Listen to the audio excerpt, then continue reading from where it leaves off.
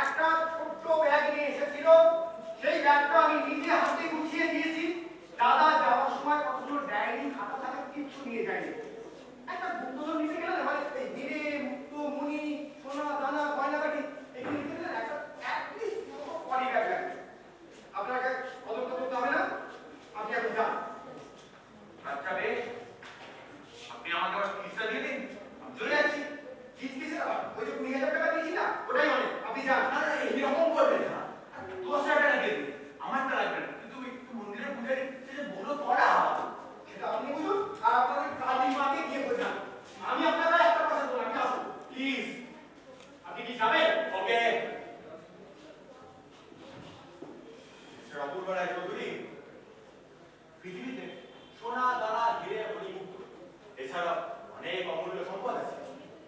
আমার বিশ্বাস আপনার দাদা তার সঙ্গে পেয়েছে, সেটি নিয়ে গেছে।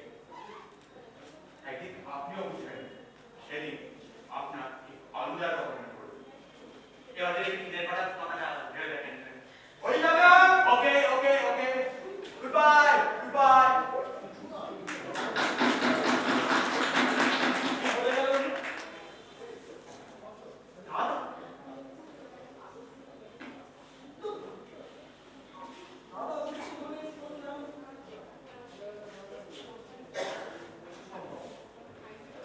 এই যে নাকি আবার বলে গেল। উনি চলে গেছে। চলে গেছে। চলে যাই, আমি ওনাকে তাড়িয়ে দিয়েছি। কিন্তু কেন? উনি তো প্রায় গুপ্ত ধর্মের সন্ধান পেয়ে গিয়েছিলেন। বলেছিলেন শুধু একটা গর্ত কিনা। গর্ত নয়, সূত্র। হ্যাঁ, ওই একটা সূত্র মেলাতে পারছিলেন না। ওসব আজগুবি হাবি যাবি কথা বলে শুধু শুধু আমাদের সময় আর পয়সা নষ্ট করছিল।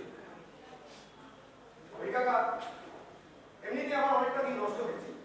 কলকাতার ব্যবসাপত্র সব প্রায় বন্ধ। তো আমি ঠিক করেছি গতকাল আমি কলকাতায় ফিরে যাই। আগামীকাল আমি কলকাতায় চলে যাব।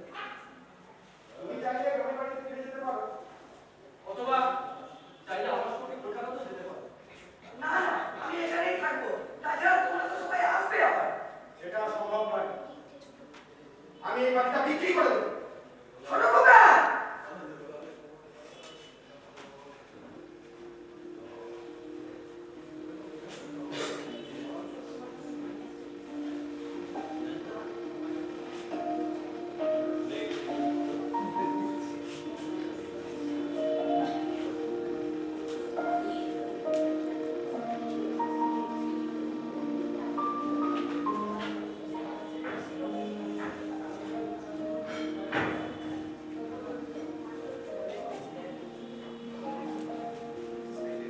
প্রায় 2 বছর পর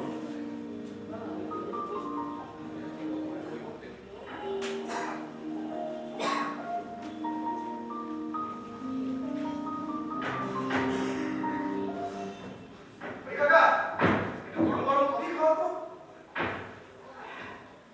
খান থেকে।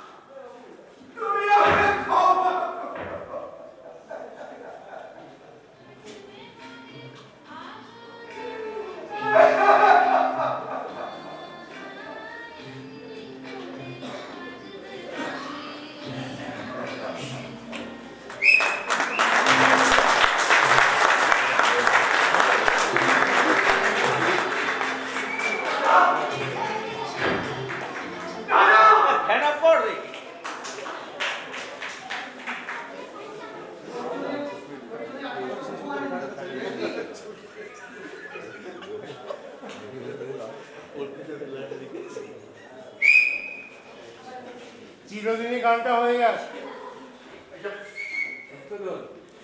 গুপ্তধন না মানুষের ভাবে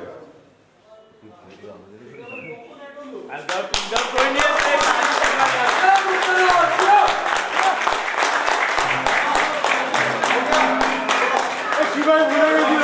পরিবেশ চলুন আগের নাটক